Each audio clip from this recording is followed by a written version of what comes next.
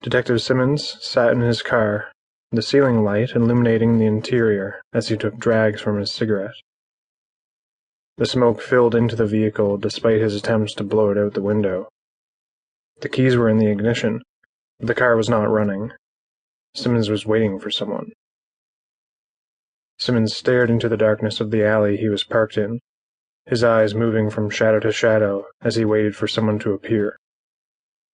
There was a pain in his shoulder, and he moved his free hand to rub the wound there. Though it was no longer bleeding and didn't need bandages, there were 2 marks from a vampire bite that had hit clean down to the nerves.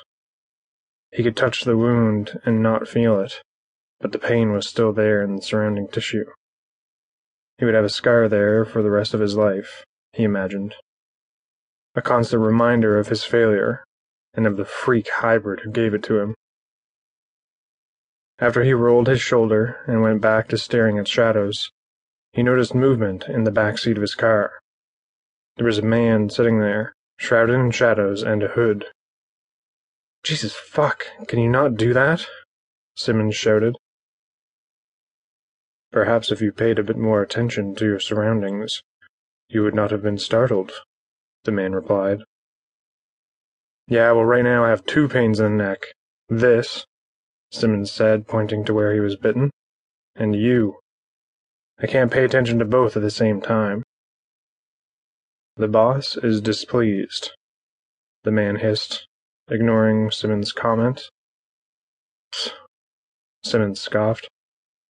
"I'm displeased. You think I wanted it to go down the way it did? How was I supposed to know they had some kind of freak of nature on their side? I didn't even know there was such a thing as a vampire psychic. Failure is not tolerated, but the boss understands the unique challenges which presented themselves. We were also surprised by the development, so the boss is giving you a second chance to make things right." Simmons' eyes widened. "Yeah?" "Yes," the man replied, devoid of expression and tone. "I guarantee this time it's going to be different. I have just the person for the job.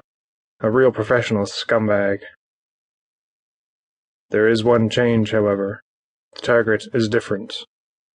The boss thinks we cast too wide a net, so begin by finishing the job you started first.